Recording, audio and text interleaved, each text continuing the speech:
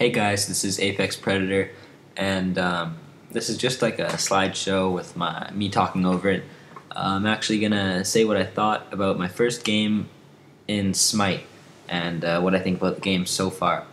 I've only been able to play one game. I just got it today, and the beta went down after my first game.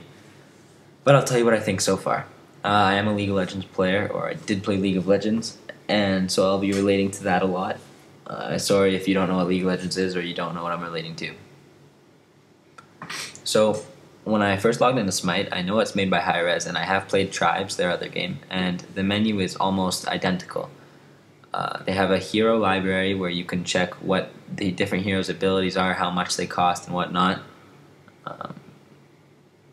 But the thing I saw was lacking was the friends list. You cannot talk to your friends, you cannot add them to group, as far as I know, or queue with them. Anyways, as I got into the game, I picked a character named Agni, the Fire God, which I'll explain later. The game consists of a 5 vs 5 map, and you are in sort of a 3D, just right behind your character, like a third person. Instead of bases at the end, each player has a Minotaur, which is like a boss fight. And if you kill the enemy's Minotaur, you win the game.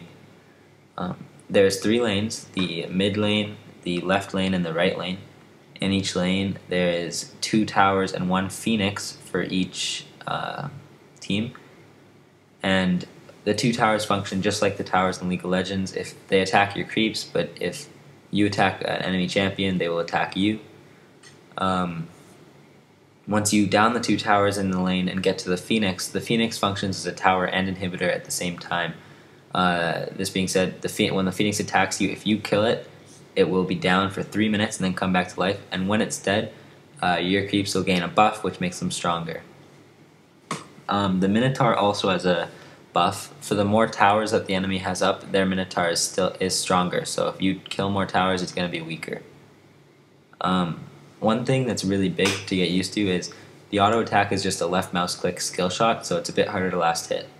Speaking of last hitting, in this game, last hitting gives you XP and gold, not just extra gold. You get a lot of gold from not last hitting still, but obviously last hitting is a big deal. The items in this game are really cool. Each one, it seems, can be leveled up to 3 times using extra gold to make them more effective at what they do. You can also buy things like flasks, like in League of Legends, to increase certain attributes for a certain amount of time. You can buy potions for laning phase, and you can buy abilities, which is really cool. In your taskbar, you'll see when you play, you have your 4 abilities for your champion, your Q, W, E, and ultimate.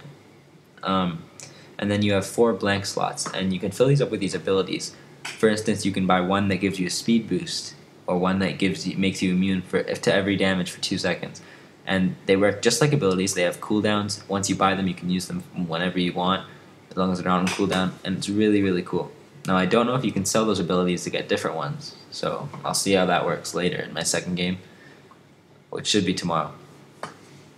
So, I was playing a champion named Agni, and Agni, Firelord, I think that's how you pronounce it. Sorry if I got that wrong. He's got a lot of cool abilities, really unique. His passive is every 4 auto attacks, I get an empowered spell, and that spell will do DOT damage to whatever I hit. My Q is AoE gas, and it does a little bit of damage in an area of effect, but it can be ignited by any of my other abilities to make it do crazy amounts of damage in an area of effect. My W is a nuke that shoots in front of me. It's a line shot. Not very long range, but it does a lot of damage. My E is like a dash, and it dashes very far, and behind me it leaves a trail of fire. It's like Corki's Valkyrie. It's very good for escaping and initiating to land each of your ultimates.